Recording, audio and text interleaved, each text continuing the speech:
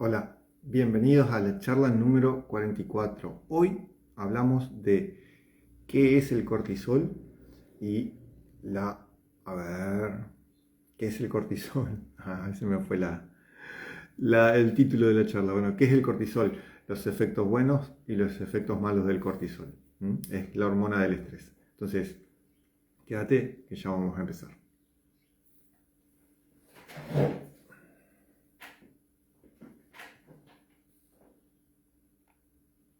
Buen día, buen día, buen día, buen día. A ver, ahí está. El cortisol, la hormona del estrés. Esa es la charla de hoy. Lo bueno y lo malo. Buen día. Entonces, esperando un poquito. Es un poquito que algunos más se conecten. Vamos a empezar a hablar de algo que es súper interesante y que muchos conocen, pero por el lado malo, no por la nada. Hola Sarita, buen día Elida también. Entonces, hablemos de las ideas principales de lo que vamos a hablar hoy. Bueno, hablaremos de qué es el cortisol, vamos a hablar de las funciones principales, los efectos del cortisol en el cuerpo, lo bueno y lo malo.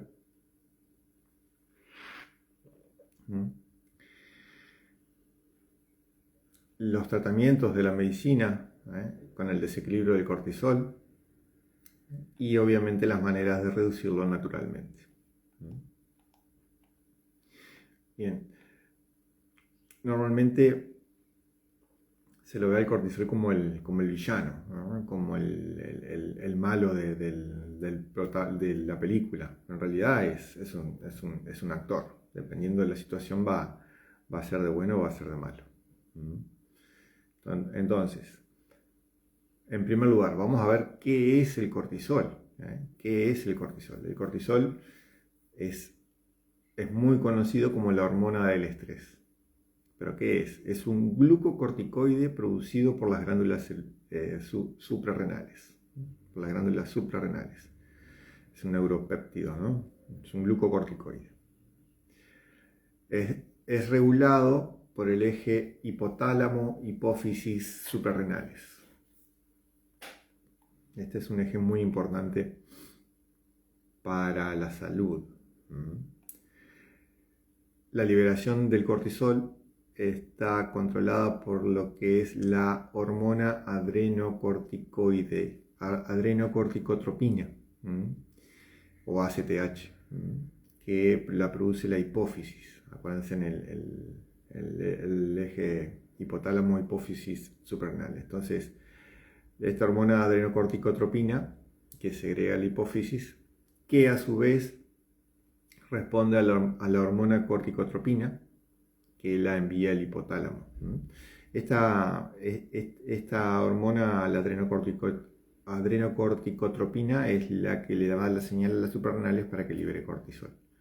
Entonces, fíjense, el eje hipotálamo, el hipotálamo libera la corticotropina, la corticotropina le manda un mensaje a la hipófisis para que libere adrenocorticotropina, bueno, los pierdo con los nombres, y este hace el mensaje a las suprarrenales para que libere el cortisol.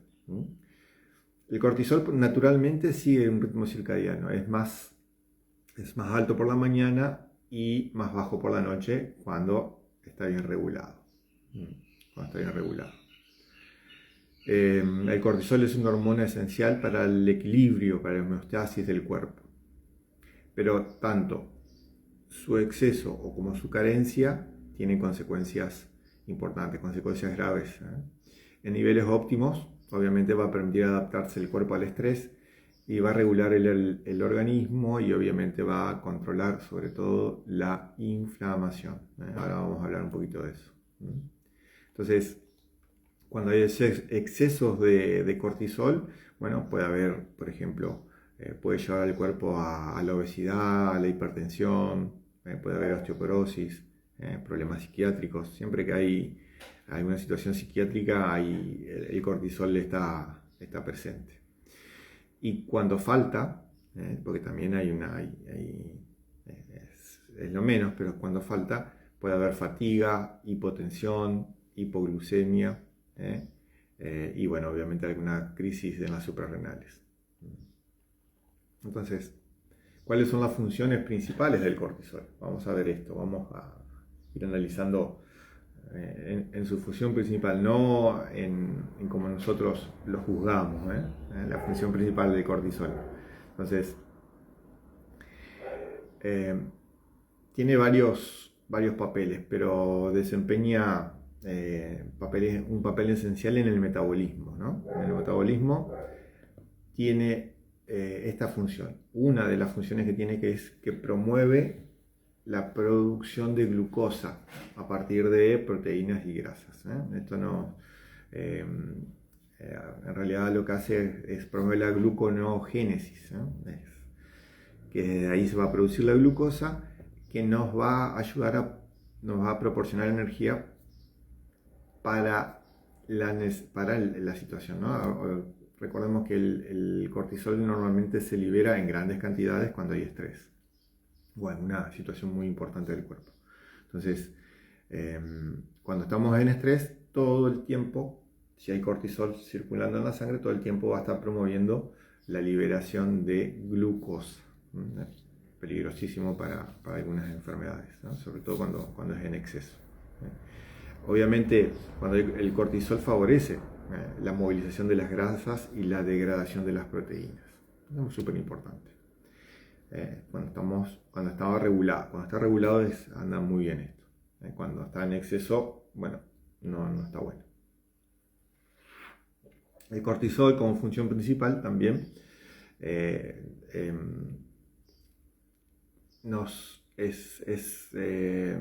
una de las respuestas que genera el metabolismo cuando hay estrés. Entonces el cortisol nos prepara para esa famosa situación de lucha o huida. ¿Qué es lo que hace? Aumenta la alerta, aumenta la presión sanguínea, aumenta la disponibilidad de energía. Acuérdense que nos ayuda a producir glucosa. Entonces, cuando estamos en estrés necesitamos combustible para esa situación, o luchar o huir, si sería la situación.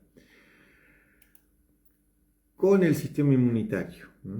El sistema inmunitario ayuda y modula la inflamación, y también da una respuesta inmune, sobre todo en esas reacciones que son excesivas, ¿no? Es como un regulador, la modula a la respuesta inmune y a las inflamaciones. Por eso generalmente cuando hay una inflamación extrema en el cuerpo, la medicina recurre a los corticoides, ¿no? Porque ayuda a que no se inflame.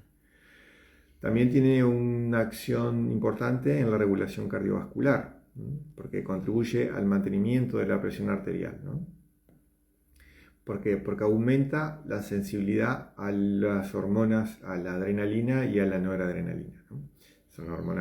Esas dos hormonas son las que preparan al sistema motor para la lucha y la huida y al sistema nervioso, ¿no? Para las reacciones, para estar alerta, para estar más concentrado ante esa situación, ¿no? Ante una situación de estrés, el peligro, ¿no?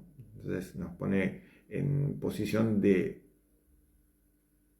situación extrema para huir, correr, o escondernos, o lo que sea necesario en relación a eso, o en caso de ser necesario enfrentarse con el peligro, ¿no? La lucha.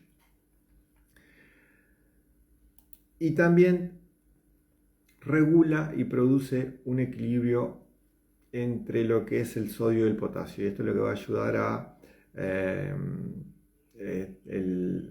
equilibrar la parte electrolítica, ¿no? La parte con lo que tiene que ver con los líquidos del cuerpo.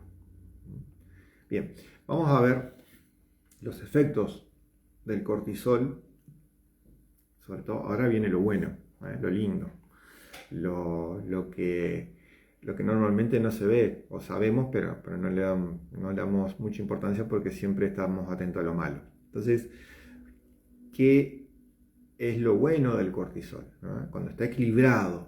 Hablemos siempre lo bueno y lo malo, o el yin y el yang, en equilibrio, ¿no? Cuando hay un desequilibrio, bueno, tendremos que hacer lo necesario como para poder regular eso. Hay muchas formas para regularlo. Y algunas son naturales, y hay otras que necesitan, obviamente, profesionales. Entonces, ¿cuál es lo bueno? ¿Cuáles son sus efectos beneficiosos? Cuando el cortisol está equilibrado y funcionando en proporciones óptimas, ¿no?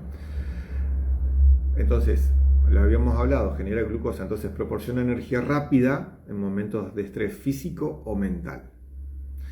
Hablemos cuando, esto hay que explicarlo un poquito, cuando el estrés es momentáneo, todo esto funciona bien. Ahora, cuando ese estrés se sostiene en el tiempo, bueno, ahí empieza una desregulación, ¿no? Entonces, nos da energía y nos pone en alerta, ¿no? Energía rápida y nos pone en alerta, sobre todo cuando hay una situación de estrés, de un estrés agudo, o ya sea físico o mental. Controla la inflamación, esto es súper importante.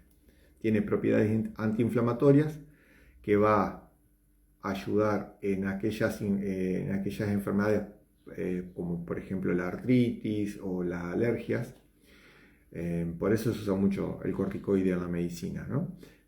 Tiene mucha acción en algunas de las buenas y también malas, ¿no? En las enfermedades que son crónicas. Hay que tener cuidado con las enfermedades crónicas. Entonces, controla la inflamación. También va a actuar como un analgésico, no del dolor en general, pero sí del dolor que tiene inflamación. Por eso en las enfermedades crónicas, normalmente los medicamentos que se utilizan tienen corticoides, generalmente. Entonces, en respuestas naturales nos va a ayudar a reducir los dolores que tengan que ver con la inflamación. Nos ayuda a adaptarnos al estrés.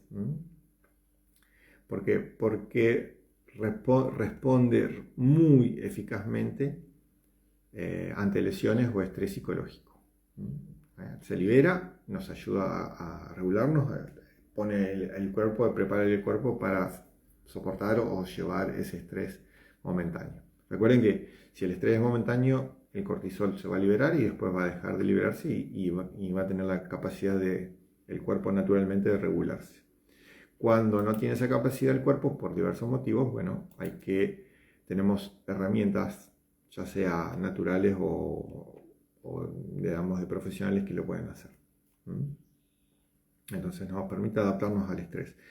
Tiene una capacidad de regular el metabolismo, ¿no? Entonces nos ayuda y garantiza que los tejidos tengan siempre glucosa disponible, o sea, energía disponible. Sobre todo, cuando hay un ejercicio intenso o un ejercicio prolongado, por ejemplo, los que hacen maratones, una caminata muy larga, o cuando se hace ayuno. Cuando se hace ayuno, si bien podemos decir que es como que el cuerpo entra en un proceso dependiendo de las horas del ayuno, pero cuando un ayuno muy prolongado, más de 24 horas, el cuerpo lo toma como una agresión, es como un estrés, está pasando hambre.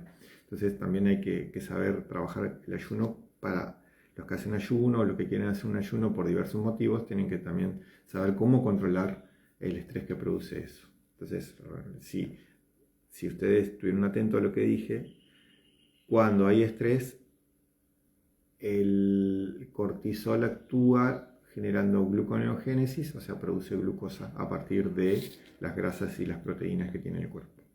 Entonces, por eso normalmente en el ayuno podemos bajar de peso. Cuando el ayuno es controlado y está bien, bajamos de peso sin perder energía.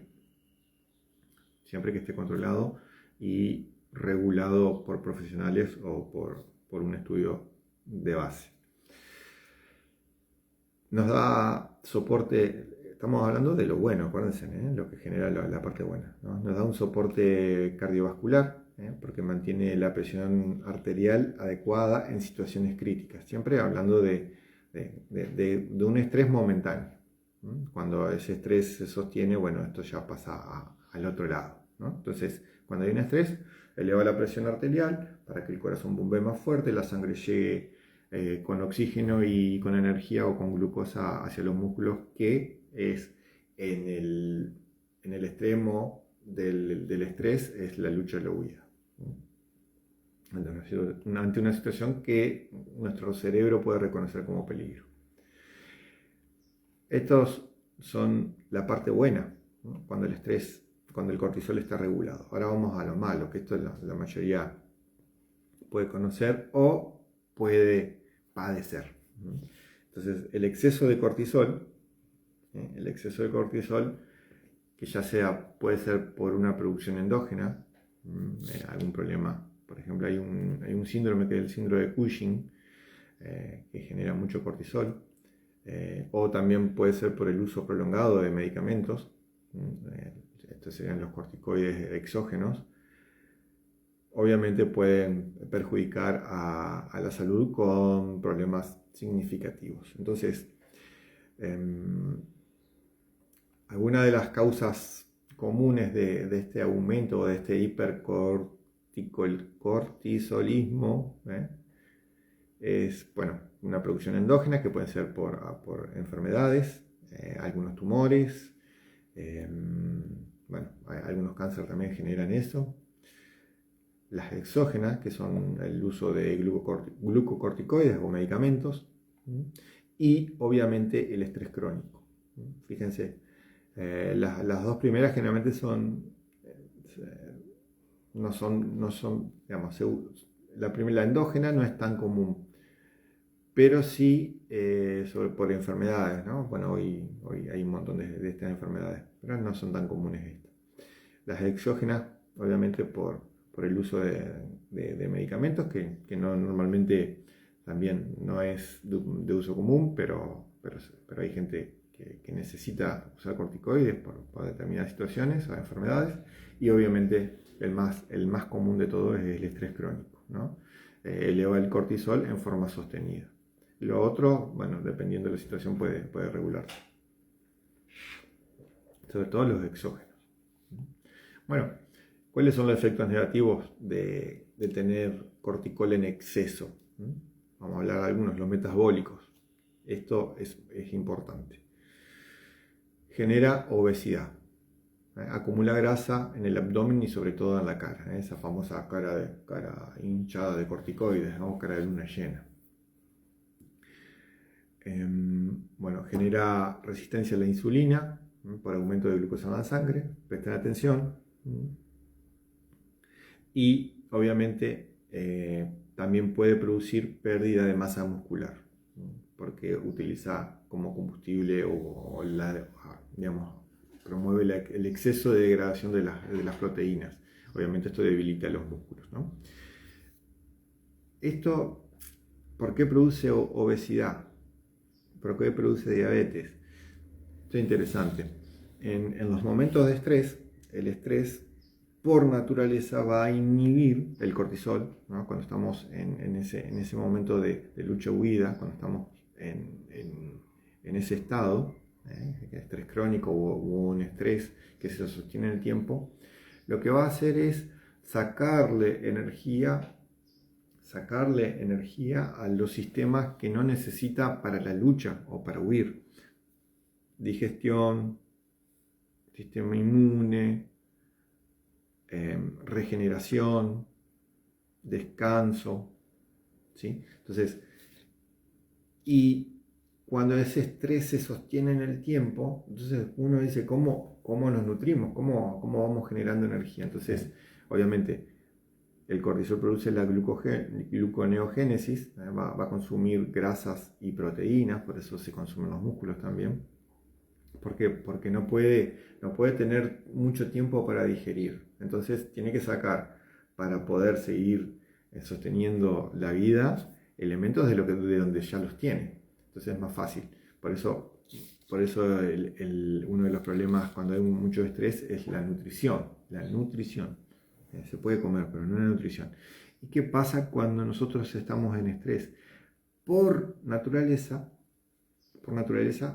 necesitamos de alguna forma, al que puede sobre todo, incorporar combustible a través de la comida. Entonces, cuando estamos en un ataque de estrés, generalmente pasan dos cosas: se cierra el estómago, no podemos tragar nada, o, por ejemplo, en los casos de ansiedad alta, que se reconoce como ansiedad alta, nos damos atracones de comida y sobre todo de esa comida que nos proporciona energía rápida, dulce, harinas, todo lo procesado, lo que el paladar es rico y normalmente se come rápido. ¿Por qué? Porque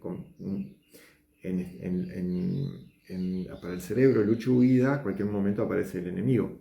Entonces necesitamos meter rápido combustible y que esa comida sea de mucha energía y de fácil digestión.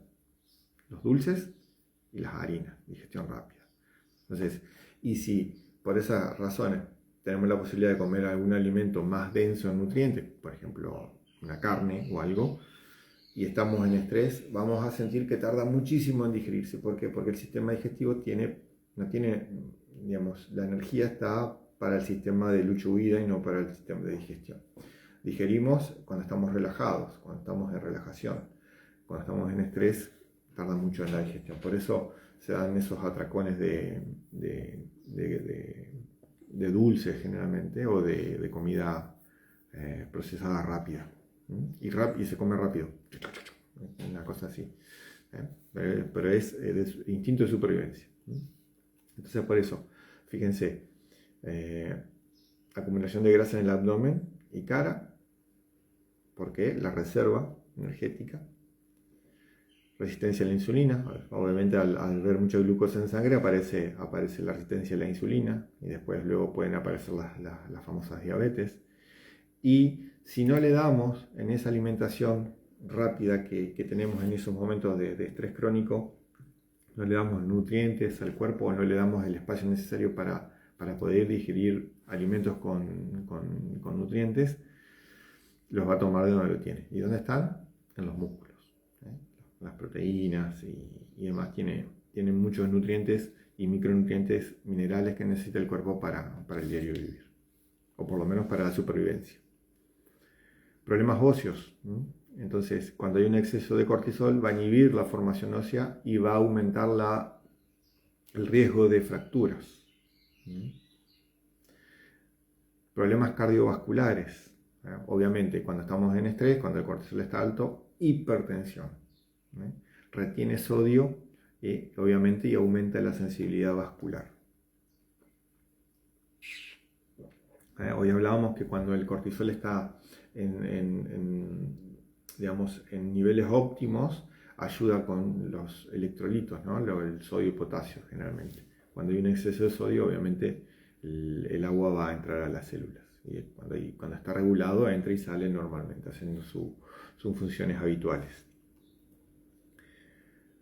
Cuando las funciones habituales generalmente en situaciones de armonía, ¿no? De homeostasis, como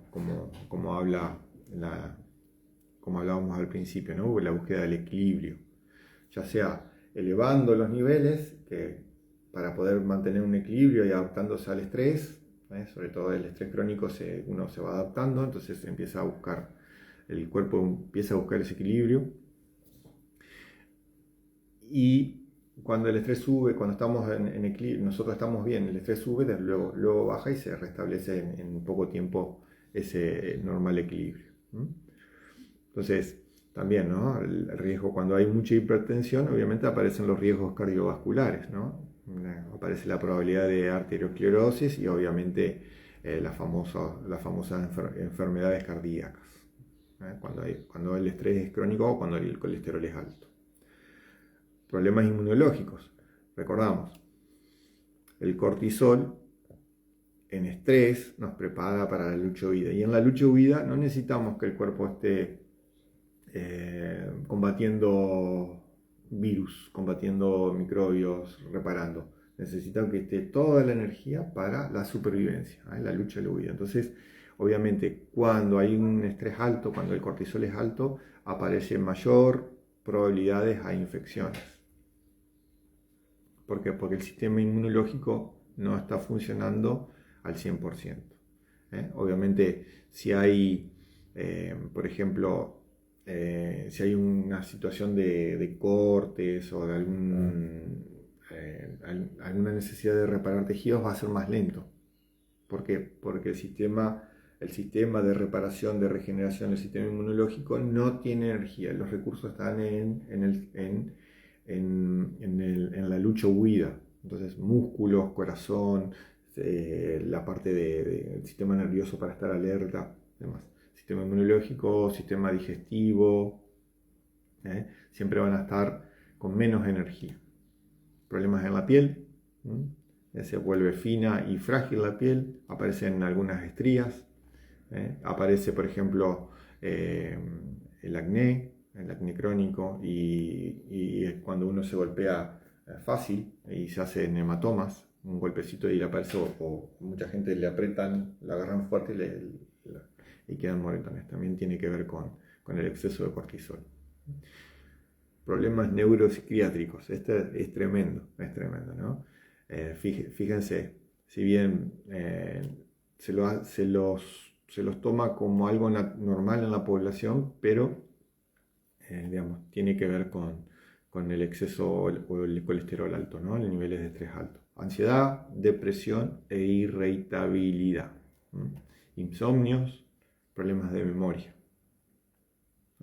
¿Quién no ha pasado por esto alguna vez? Ansiedad, depresión, irritabilidad. Todo esto esto es muy común. Es como, ya se ha vuelto como se lo normaliza. Y a medida que esto se sostiene en el tiempo, es que después la tolerancia es cada vez menos y bueno, aparecen otras cosas, ¿no? El insomnio, muchos problemas de insomnio, problemas de memoria. Obviamente, cuando estamos en estrés, el cortisol está alto. Una de las cosas que también aparece es las disfunciones sexuales, problemas en la parte de reproducción, ¿no? Las disfunciones sexuales, no hay energía, estamos en estrés, el cuerpo se prepara para la lucha o huida. En ese momento nadie piensa en reproducirse, están todos pensando en ese momento el que sufre el estrés. Digamos, su cerebro está en supervivencia.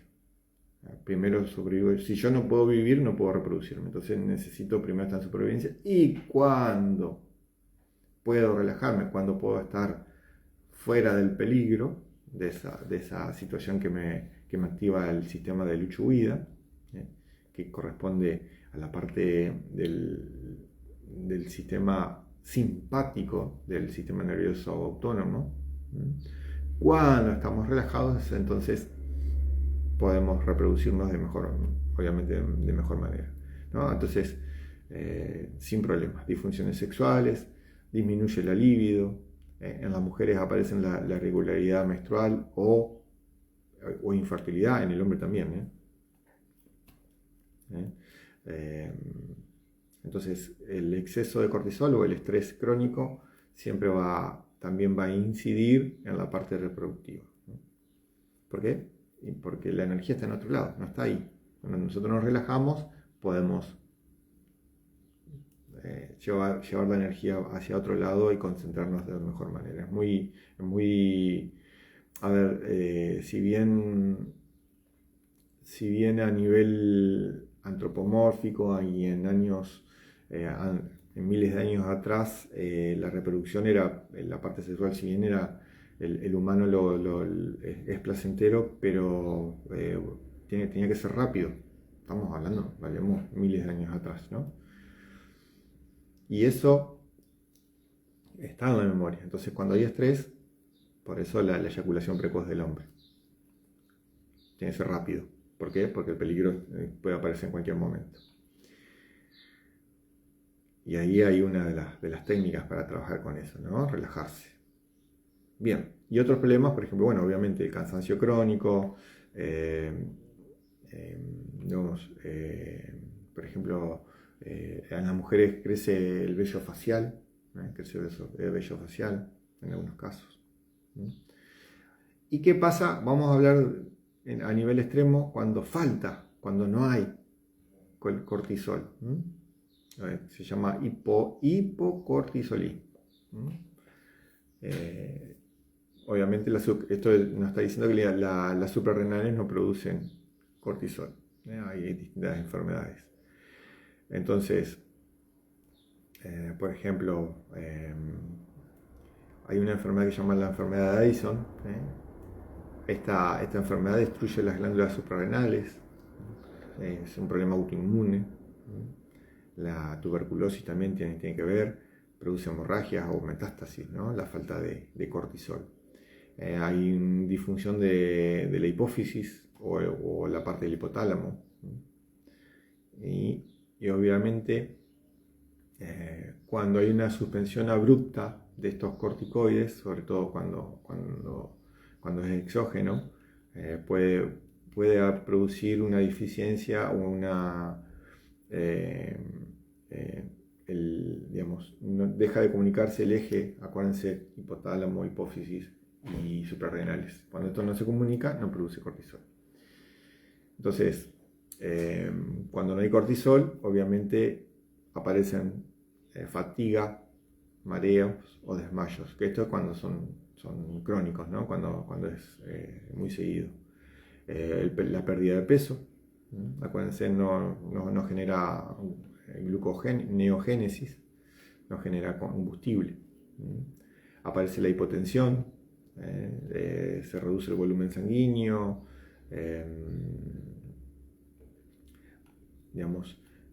se puede producir niveles elevados de potasio. El nivel elevado de potasio es peligroso para el corazón, o niveles bajos de sodio. Esto, cuando hay poco sodio, retiene agua en las células. Después, cuando no hay cortisol, bueno, a nivel inmunológico va a producir inflamación descontrolada, no va a tener capacidad para la respuesta inmune, náuseas, vómitos, dolores abdominales, no va a tener hambre.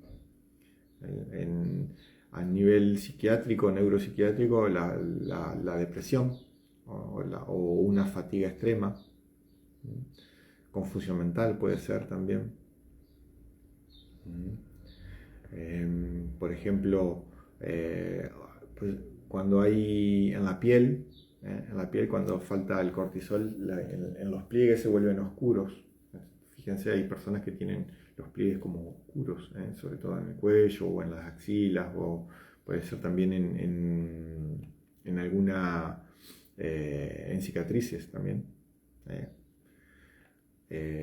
Después, bueno, obviamente, ¿no? Al haber poco cortisol, cualquier cosita que me estrese no lo puedo manejar. Va a haber una intolerancia al estrés. Cualquier cosita que genere estrés no lo voy a poder tolerar y puede desencadenar una crisis, ¿no? Obviamente va a haber dolores musculares, debilidad muscular. Y ahora, por ejemplo, ¿qué hace la medicina con el desequilibrio del cortisol? ¿Qué hace la medicina con el desequilibrio del cortisol? Entonces, cuando hay un exceso por una hiperproducción, extirpa, ¿no? Hace cirugía, extirpa tumores hipoficiarios o suprarrenales, ¿no? Lo que detecte que haya generado o que genere la producción masiva de cortisol. Obviamente da fármacos. Algunos son inhibidores del cortisol, por ejemplo, cuando hay mucho cortisol, entonces da fármacos para bloquear o para reducir la síntesis o reducir el cortisol o para bloquear los receptores del cortisol. Y obviamente, bueno, por ejemplo, cuando hay mucho cortisol en el cuerpo, obviamente se ponen corticoides. Eso maneja la hipertensión, la diabetes y la osteoporosis. Cuando hay bajo cortisol, ¿qué es lo que hace? Hace terapia de reemplazo. Y acá es donde aparece la hidrocortisona, bueno, los medicamentos que contienen corticoides, los famosos corticoides, ¿no? Y por ejemplo, lo que hace es usa la tecnología, ¿no? Brazaletes de alerta médica, educa al paciente para que sepa cuando le está faltando corticoides y pueda acceder a su dosis. Y bueno, después viene tratamientos con corticoides en forma intravenosa y bueno, un montón de otras cosas que hace la medicina moderna. Veamos un poquito las maneras de reducir ese cortisol naturalmente. Hay mucha información, hay mucho tecnicismo, pero bueno, vamos a ver esto, ¿no? Las formas naturales de reducir el cortisol. En primer lugar, tenemos que reconocer cuando estamos en estrés crónico o en estrés permanente o vivimos en estrés, tenemos que reconocer nuestros hábitos, nuestros patrones que repetimos y hacer algunos cambios para poder regular ese eje que es el hipotálamo, la hipófisis y las suprarrenales. Cuando nosotros podemos regular ese eje, obviamente vamos a producir los cambios necesarios para poder regularlo. Hablemos de regulación del cortisol en forma natural.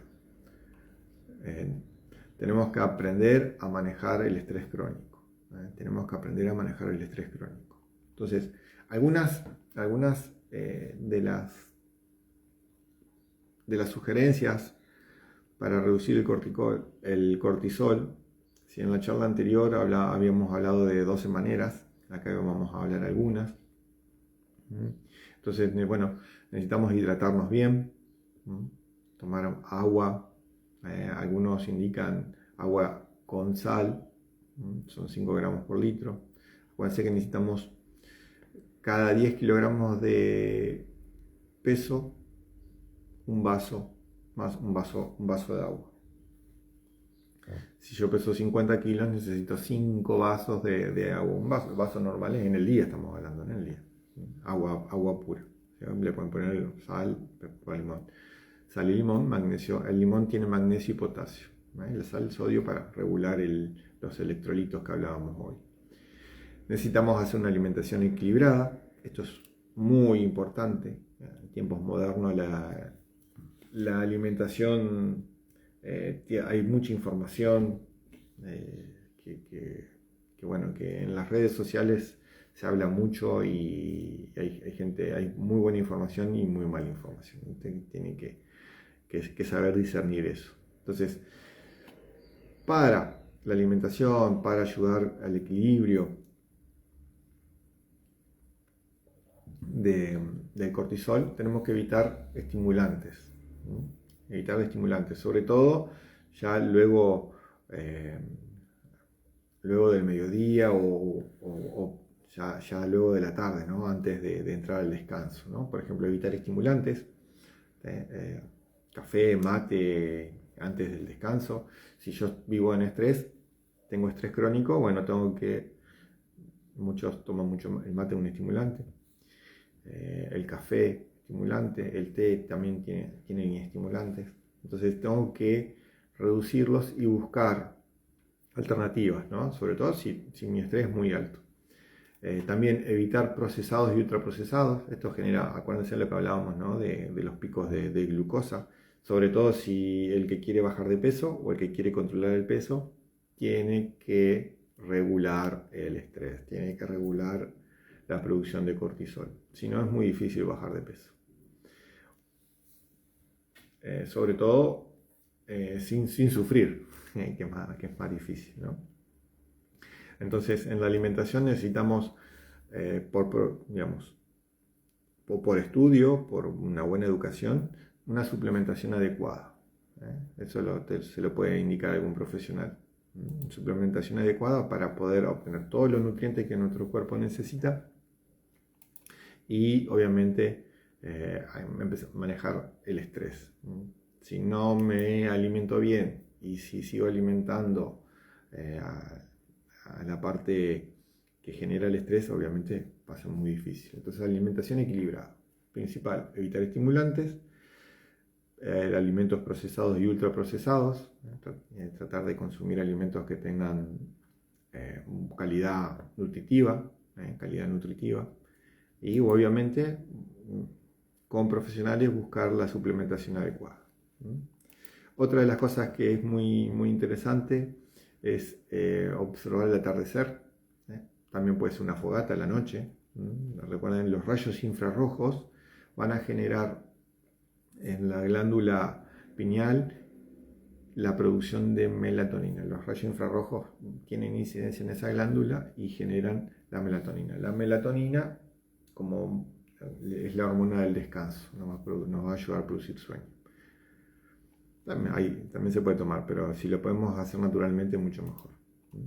Importantísimo, regular el ciclo circadiano, ¿no? Esto quiere decir, en palabras simples, dormir de noche. Dormir de noche y tener un sueño aproximadamente entre 6 y 8 horas. Algunos necesitan más, otros menos, pero tiene que ser un sueño reparador. Si yo estoy en estrés, el sueño no va a ser reparador. Y la mayoría, no la mayoría, pero mucha gente necesita inductores del sueño, ya sea artificiales o digamos, naturales. Lo ideal sería que uno pueda dormir tranquilamente. Lo ideal es